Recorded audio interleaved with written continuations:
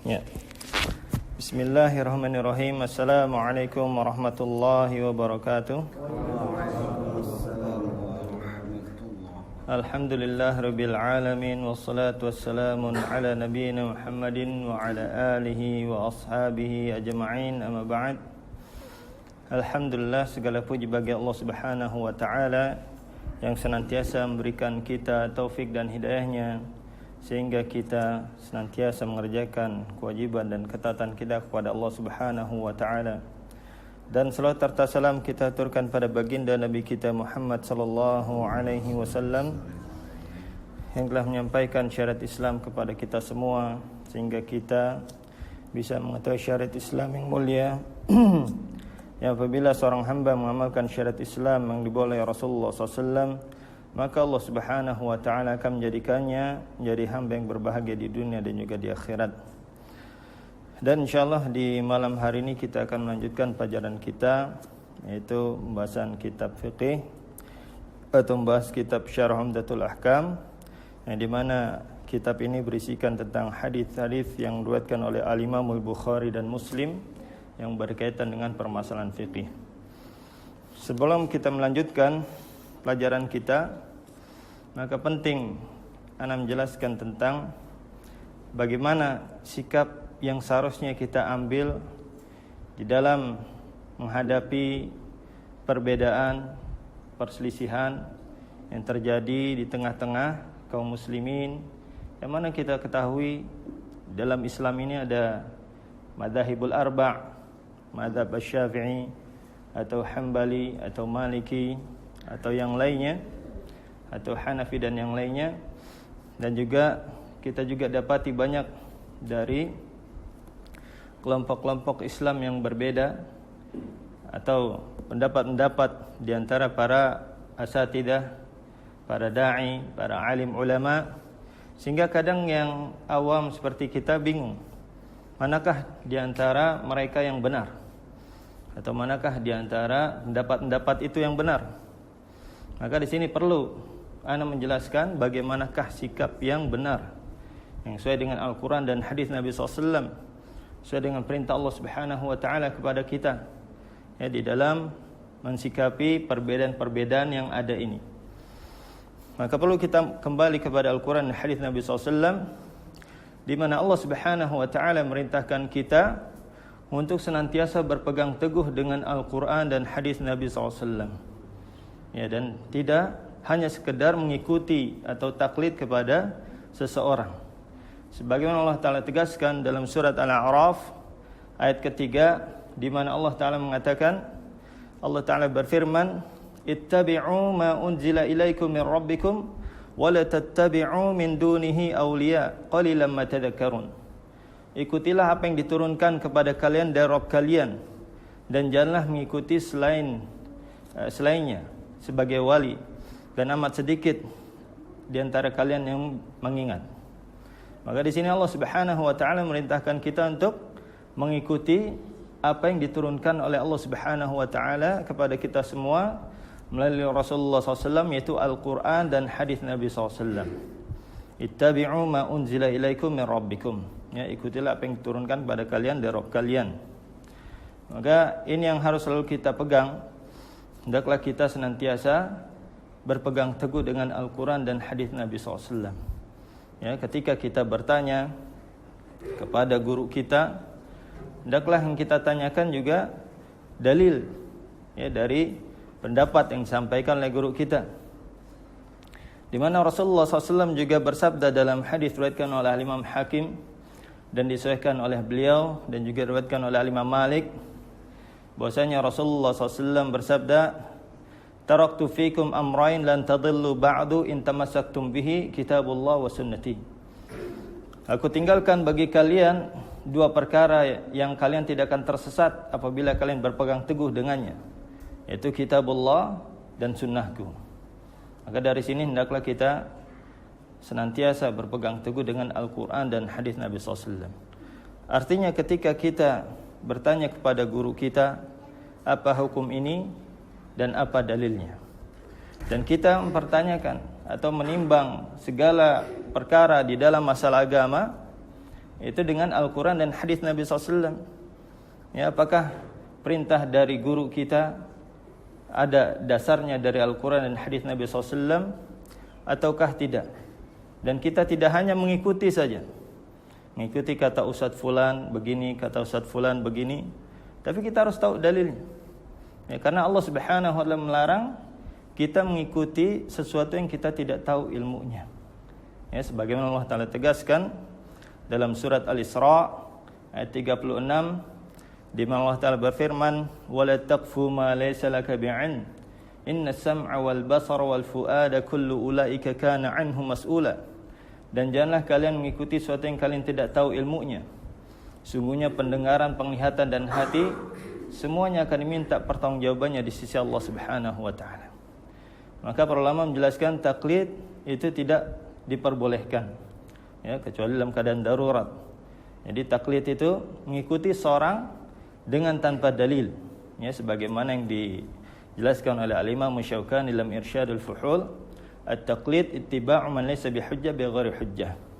Itu mengikuti seorang yang bukan hujjah dengan tanpa hujjah. Artinya mengikuti selain Nabi SAW, mengikuti orang lain dengan tanpa dalil dari Al-Quran dan hadis Nabi SAW.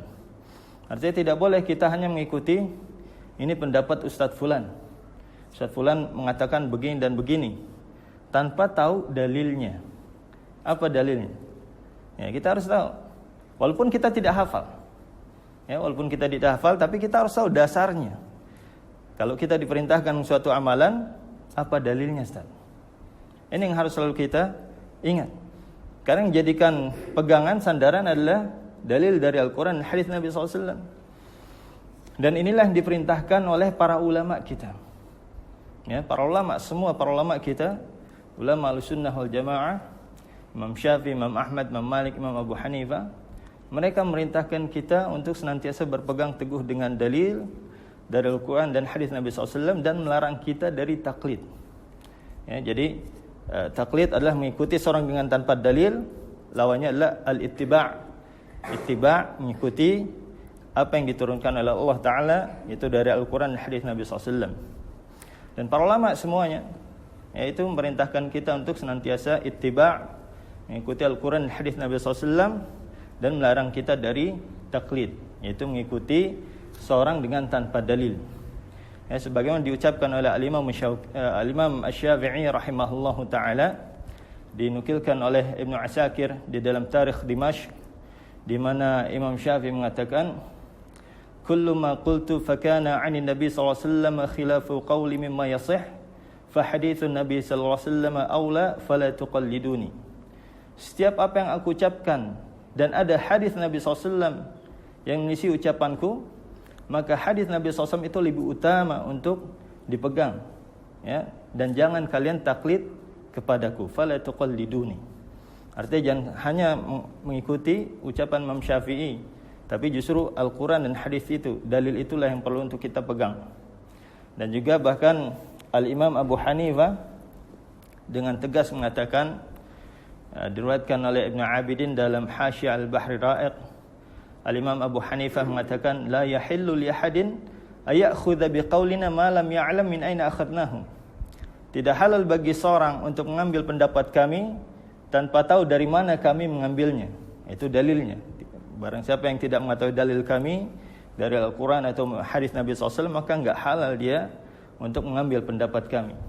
Dan dalam riwayat yang lain, beliau mengatakan, yaitu Al-Imam Abu Hanifah, haramun ala man lam ya'rif dalili ayufti bikalami. Haram bagi siapa saja yang tidak mengetahui dalilku untuk berfatwa dengan ucapanku. Ya, artinya para ulama melarang kita hanya mengikuti mereka saja dengan tanpa tahu dalilnya. Makanya yang dinasihati oleh para ulama kita agar kita senantiasa mengikuti dalil dari Al-Quran dan hadis Nabi SAW. Dan begitu juga Al-Imam Ahmad, diriwayatkan oleh Al-Imam Abu Daud dalam Masail Imam Ahmad, ya, di mana beliau mengatakan, ya, dan juga di dalam I'lamul Muqin oleh Ibnu Al-Qayyim, bahwasanya Al-Imam Ahmad mengatakan, la tuqallidni wa la tuqallid Malikan wal Syafi'i wal Auza'i wal Thawri wa khudh min haitsu akhadhu. janganlah kalian taklid kepadaku dan jangan juga kepada Imam Malik, Imam Syafi'i, Imam Auza'i dan Al-Imam Thawri, akan tapi ambillah dari mana mereka mengambil. Ya, artinya kita mengetahui dalil mereka. Bahwasanya mereka pendapat mereka seperti ini, maka ini dalilnya. Ya, karena kebanyakan mungkin ya sebagian kita hanya bersandar kepada seorang alim, seorang ustadz, ya, dengan tanpa mengetahui atau tidak memperdulikan dalilnya. Padahal yang seharusnya kita pegang, jadikan pegangan adalah dalilnya, bukan hanya sekedar ucapan ustadz fulan. Walaupun mungkin ustadz kita mungkin memiliki keilmuan yang banyak, atau lulusan Timur Tengah, atau bahkan S3 misalnya, atau mungkin punya pondok pesantren, tetap kita yang kita lihat dalilnya. Ya, tetap kita tanya dalilnya. Ya, karena kebanyakan kita mungkin merasa hanya bersandar kepada seorang alim dan ini kesalahan dan ini taklid. Ya, padahal Al-Imam Ahmad, ya, diriwayatkan oleh Al-Imam Adz-Dzahabi dalam Syiar A'lam An-Nubala, kana Ahmad bin Hanbal yahfad alfi haditsin kama yahfad surat Al-Ikhlas. Imam Ahmad itu menghafal 1 juta hadis seperti menghafal surat Al-Ikhlas. Ya, Musnad Ahmad ini mungkin semeter lebih, dan itu dihafal beserta dengan sanadnya. Imam Bukhari, Sahih Bukhari segini ya, mungkin itu sekitar 5.000 kalau sampai 1 juta ya berapa jilid ya, Musnad Ahmad bin Hanbal, dan itu dihafal seperti menghafal surat Al-Ikhlas. Artinya menghafalnya dengan tanpa terbata-bata. Suruh bangun tidur, suruh baca surat Al-Ikhlas, lancar. Ya, begitu juga Imam Ahmad menghafal 1 juta hadis, itu dihafal dengan sangat kuat, ya, seperti menghafal surat Al-Ikhlas. Tapi bersamaan dengan itu, Imam Ahmad enggak nyuruh kita untuk taklid sama Imam Ahmad. Ya, jadi walaupun mungkin ustadz kita lulusan Timur Tengah, ya, atau mungkin S3, atau punya pondok pesantren, santrinya ribuan, tetap kita timbang ucapannya dengan Al-Quran dan hadis Nabi SAW. Ya, ada enggak dalilnya? Perintah dari guru kita, ustadz kita, atau kita dapati ada dai atau seorang alim ulama yang berbeda pendapat, maka lihat dalilnya.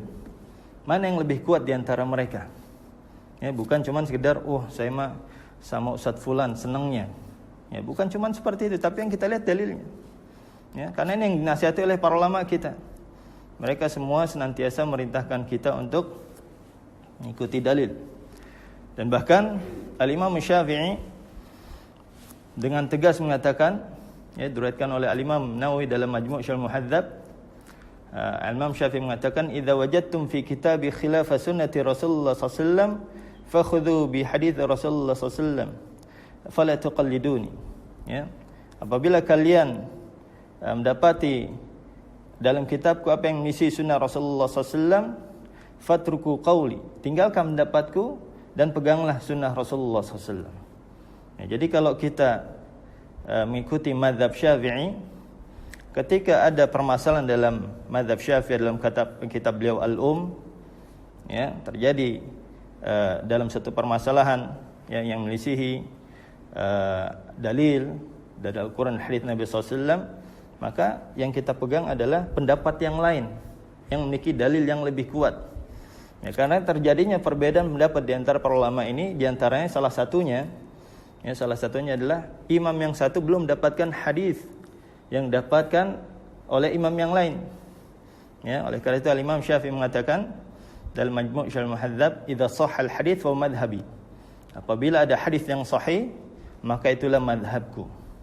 Ya, seperti dalam masalah mengusap kepala, Al-Imam Syafi'i berdalil dengan ayat wamsahu biru'usikum, dan usaplah kepala kalian.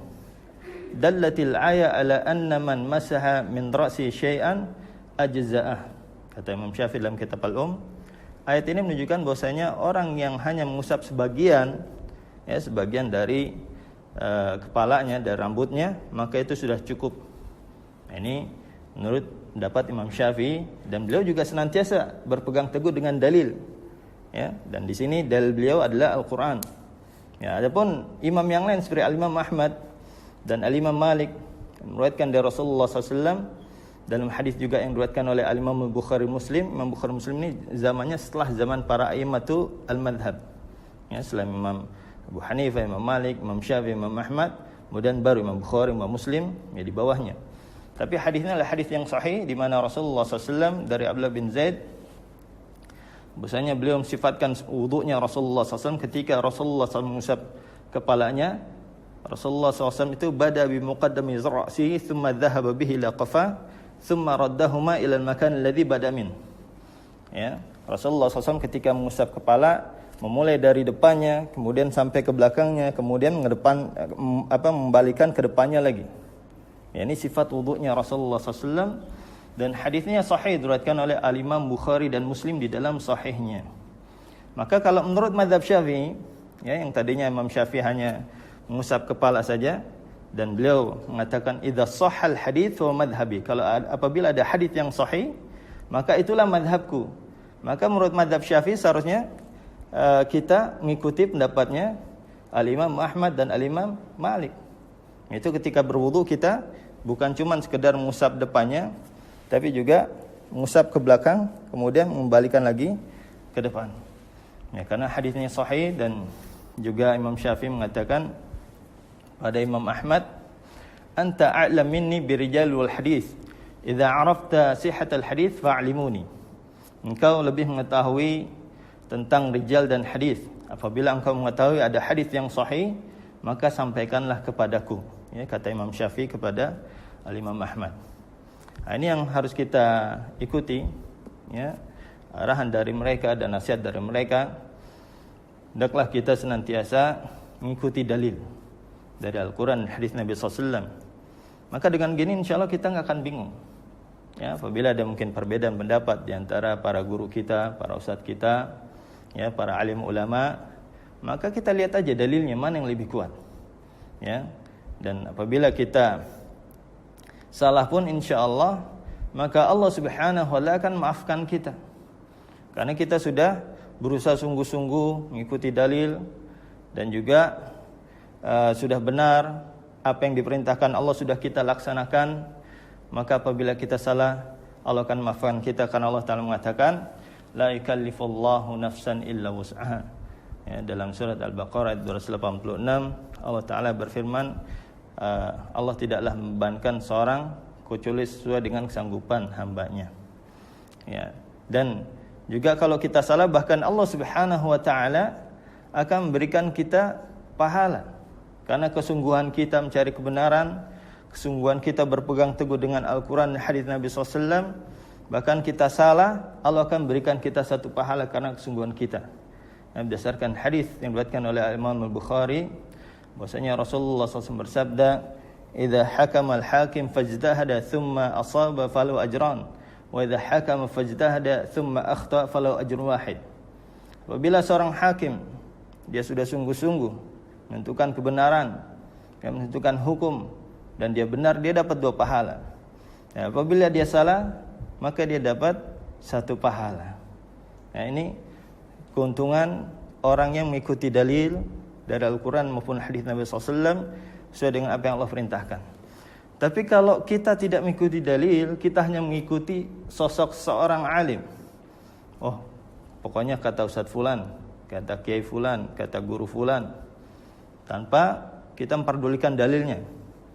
Atau bahkan ada dalil yang menyelisihi dapat guru kita, maka di akhirat nanti mereka akan berlepas diri, Pak, dari kita. Gak bisa membantu kita. Jadi gak bisa kita hanya bersandar kepada seorang saja, seorang alim, seorang guru, karena mereka akan berlepas diri di hari kiamat. Ya, sebagaimana Allah Ta'ala tegaskan dalam surat Al-Baqarah ayat 166, di mana Allah Ta'ala berfirman, idz tabara alladzina tubi'u minal ladzina taba'u wa ra'awul 'adzaba wa taqatta'at bihimul asbab. Ketika orang yang diikuti berlepas diri dari orang yang mengikuti. Ya, ketika mereka melihat semua sebab-sebab terputus. Wa qala alladzina taba'u law anna lana karratan fanatabarra minhum kama tabarru minna. Dan berkatalah orang yang mengikuti, andaikan kami punya kesempatan, maka kami akan berlepas diri dari mereka sebagaimana mereka berlepas diri dari kami. Ya, jadi di akhirat nggak bisa bantu.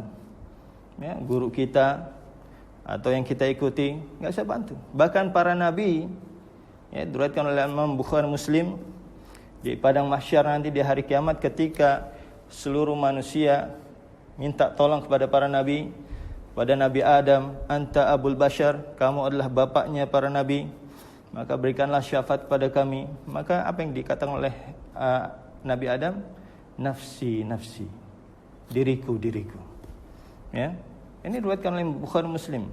Bahwasanya semua para nabi diminta tolong, yang mereka ucapkan nafsi, nafsi, diriku, diriku. Nabi Ibrahim, Nabi Isa, Nabi Musa, dan Nabi Nuh. Ya, ini semuanya mereka diminta tolong oleh anak Adam, maka yang mereka ucapkan nafsi-nafsi, kecuali Rasulullah SAW. Ya, ana laha, kata Rasulullah, sayalah yang berikan syafaat di hari ini, itu syafaatul uzma, syafaat yang hanya Rasulullah SAW bisa memberikannya. Ya, maka nggak bisa kita bersandar sama guru kita, oh pokoknya Ustadz Fulan lah, tenang saya sama Ustadz Fulan, apa kata Ustadz Fulan. Nggak bisa seperti itu. Harus ditimbang ucapannya, perintahnya dengan Al-Quran dan hadis Nabi SAW. Adakah perintahnya ini dalil dasarnya dari Al-Quran maupun hadis Nabi SAW? Ya, karena kalau kita hanya mengikuti saja, maka mereka itu tidak bisa menolong kita. Ya, kalau kita salah, ya kita akan disalahkan. Tapi kalau kita mengikuti dalil, ya maka insya Allah ketika kita salah pun Allah akan ampuni, Allah akan maafkan, dan bahkan Allah akan berikan kita satu pahala. Nah, ini perlu untuk kita ketahui agar jangan sampai kita menyesal di hari kiamat nanti hanya mengikuti saja, hanya taklid. Ya, istilahnya mengikuti seorang dengan tanpa dalil adalah taklid. Maka kita harus bertanya-tanya, ya, tentang dalilnya. Hukum ini apa dalilnya, Ustaz? Ini harus dibiasakan seperti itu. Bertanya tentang suatu hukum, Ustaz, apa hukum ini dan apa dalilnya? Karena dalilnya itu yang kita pegang, yang bisa kita jadikan hujah di hari kiamat di hadapan Allah ketika ditanya, kenapa kamu melakukan ini dan itu? Karena saya mengikuti Al-Quran dan hadis Nabi SAW. Tapi kalau kita ditanya, kenapa kamu melakukan ini dan itu? Karena saya mengikuti Ustadz Fulan. Gak diterima. Karena ucapan Ustadz Fulan ini bukan hujah di hari kiamat. Ya, karena kita gak diperintahkan untuk mengikuti Ustadz Fulan atau mengikuti Imam Fulan. Tapi dia diperintahkan untuk mengikuti dalil dari Al-Quran maupun hadis Nabi SAW. Ya, maka ini yang harus kita ingat selalu.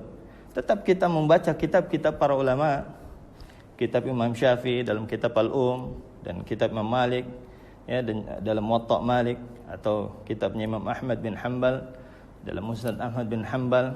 Ya, kita baca semua, tapi kita lihat mana yang lebih kuat dalilnya.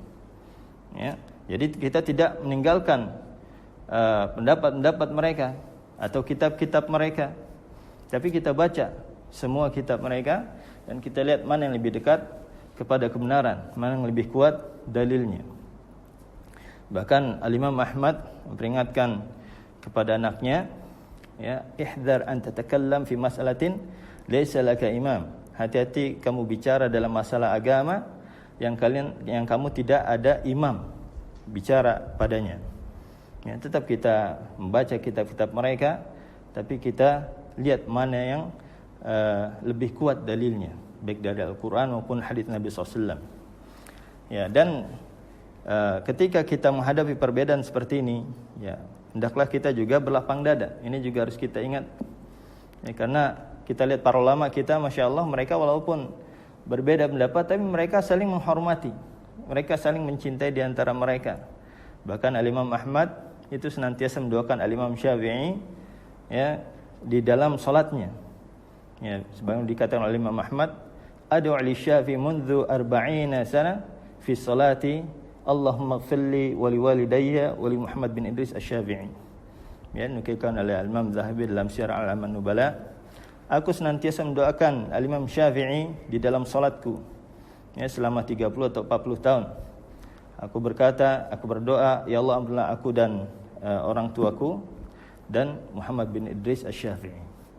Jadi mereka walaupun beda pendapat, tapi mereka saling menghormati di antara mereka. Ya, hanya saja ketika kita melihat ada perbedaan di antara para ulama, di antara para asatidah kita, maka yang kita lihat dalilnya. Bukan cuma sekedar kita mengikuti Ustaz fulan atau Ustaz fulan, ya. Dan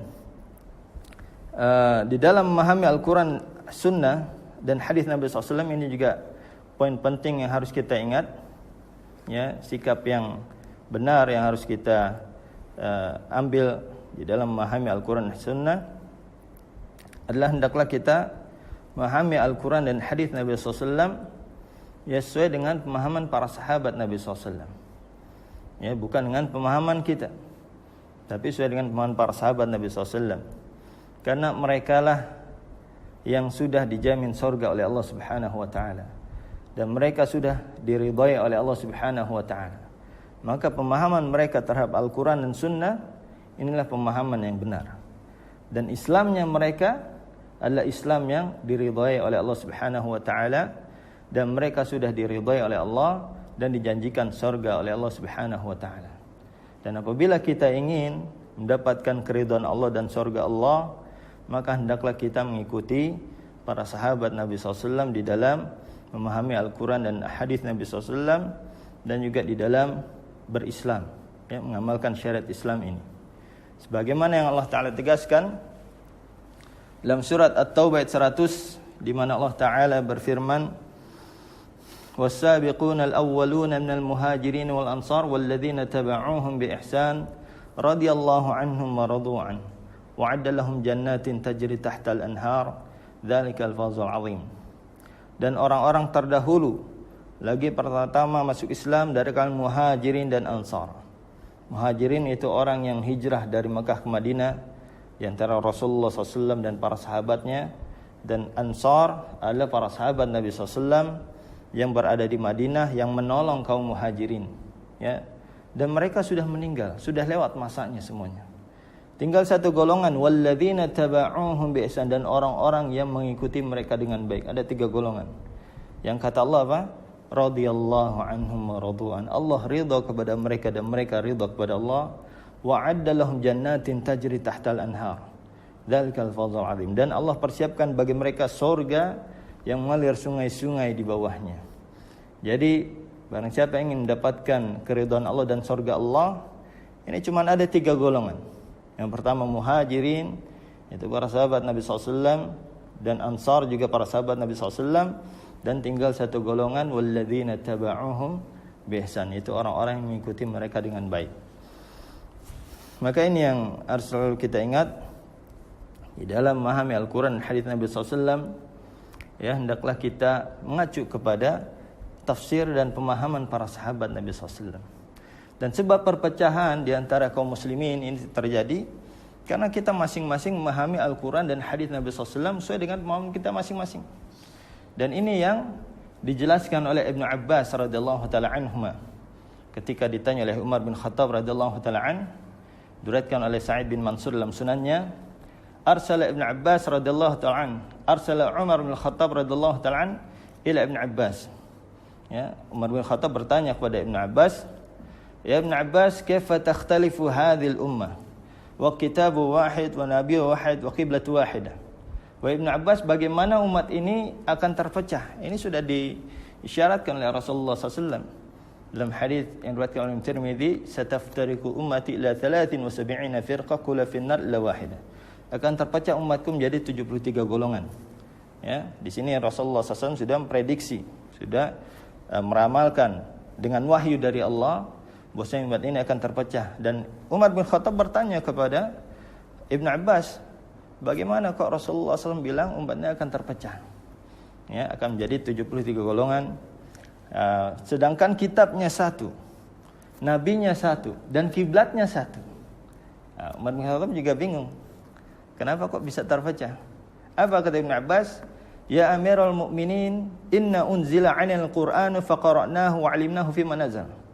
Wahai Amirul Mukminin, kita diturunkan Al-Qur'an kepada kita dan kita membacanya dan kita mengetahui untuk apa Quran itu diturunkan. Tafsirnya, asbabun nuzulnya, bagaimana pengamalannya, ya. Dan mereka sudah dinyatakan benar oleh Allah Subhanahu wa taala di dalam mengamalkan Al-Qur'an. Kemudian kata Ibnu Abbas, "Wa sayakunu ba'dana aqwamun yaqra'una al-Qur'an wa la ya'rifuna fi ma nazal. Wa yakun lahum fihi ra'yun." Dan akan ada nanti semeninggal kita kaum yang membaca Al-Quran dan tidak mengetahui untuk apa Quran itu diturunkan, dan mereka menggunakan akal mereka masing-masing. Wa idza kana lahum fi ra'yun ikhtalafu, dan kalau mereka menggunakan akal mereka masing-masing, mereka akan berpecah belah. Wa idza ikhtalafu iqtatul, dan apabila mereka berpecah belah, mereka akan saling membunuh. Na'udzubillah. Ini yang dikatakan oleh Ibn Abbas, dan ini yang menjadikan perpecahan. Karena apa? Kita masing-masing tafsirkan sesuai dengan pemahaman kita masing-masing. Ini menurut saya tafsir ini begini. Yang lain, oh enggak, menurut saya begini tafsirnya. Oh enggak, kalian salah semua, yang benar begini. Ini ada berapa penafsiran? Ya, inilah yang menyebabkan perpecahan yang banyak. Masing-masing saling menyalahkan yang lain. Tapi kalau kita kembali kepada tafsir para sahabat, ini kata Ibn Abbas, tafsirnya demikian. Oh ya, yang lain juga, oh ya saya juga belajar begitu. Ibn Abbas mentafsirkan demikian. Nah, ini kalau kita kembali kepada tafsir para sahabat Nabi SAW, maka insya Allah kita akan bersatu. Masalahnya kita hanya mengikuti perasaan kita dan keinginan kita di dalam memahami Islam. Oh ini kayaknya Islam bagusnya begini, kayaknya Islam bagusnya begini. Nah, ini aja ada yang sekarang kita lihat zikir sampai joget-joget, sampai jongkir balik segala macam. Oh ini menurut mereka bagusnya begini. Ya, tapi adakah sahabat melakukan itu? Jadi timbangannya para sahabat. Adakah sahabat melakukan amalan ini dan itu? Ya, kreasi ini dan itu yang baru ini. Jadi kita patokannya Islam yang benar adalah Islamnya Rasulullah dan para sahabat. Yang kita jadikan barometer timbangan itu Islamnya Rasul dan para sahabat. Di dalam masalah agama. Adapun masalah dunia terserah. Kita mau naik mobil, mau naik pesawat. Ya, ini bukan masalah agama. Tapi masalah agama, Rasulullah SAW bersabda dalam hadits diriwayatkan oleh Imam Tabrani, "Ma baqiya syai'un yuqarribukum minal jannah wa yub'idukum minan nar illa qad bayyana lakum." Tidak tersisa sedikit pun dari perkara-perkara ibadah yang bisa mengantarkan kalian ke surga dan menjauhkan kalian dari api neraka, kecuali sudah jelaskan pada kalian. Sudah lengkap semua. Masalah agama itu sudah lengkap. Tapi masalah dunia boleh. Kita membuat mobil, naik pesawat, ini masalah dunia. Dan juga Rasulullah SAW bersabda dalam hadits riwayat Bukhari Muslim dari Aisyah radhiyallahu taala anha, "Man 'amila 'amalan laisa 'alaihi amruna fawarat." Barang siapa beramal suatu amalan yang tidak ada contohnya dari kami, perintah kami dalam masalah ibadah, bukan masalah dunia, ya, maka perkara tersebut tertolak. Jadi yang kita harus mencontoh Rasul dan para sahabat dalam masalah ibadah. Kalau mereka tidak melakukan suatu amal ibadah, maka kita tidak melakukannya. Jadi kita mengikuti Islamnya para sahabat Nabi SAW yang sudah mereka mengantarkan mereka dijanjikan surga oleh Allah, dan mereka mendapatkan keridhaan Allah. Jadi kalau kita ingin mendapatkan keridhaan Allah dan juga surga Allah, hendaklah kita mengikuti para sahabat Nabi SAW di dalam berislam, di dalam memahami Al-Quran dan hadis Nabi SAW. Karena gampangnya Al-Quran turunkan kepada mereka, dan mereka mengamalkan Al-Quran tersebut di tengah Rasulullah SAW, dan mereka sudah mendapatkan ridha Allah dan sudah jamin surga oleh Allah. Maka Islam yang benar, Islam yang murni, Islam yang diridhai di sisi Allah Subhanahu wa taala adalah Islamnya Rasulullah SAW dan para sahabatnya. Itulah yang insyaallah kita ikuti dan kita berusaha mengamalkan apa yang mereka amalkan. Ya, semoga apa yang saya sampaikan ya bermanfaat bagi kita semua. Mungkin kita berikan waktu untuk pertanyaannya. Ini masih ada sedikit waktu. Ya, sekitar 9 menit ya untuk pertanyaan.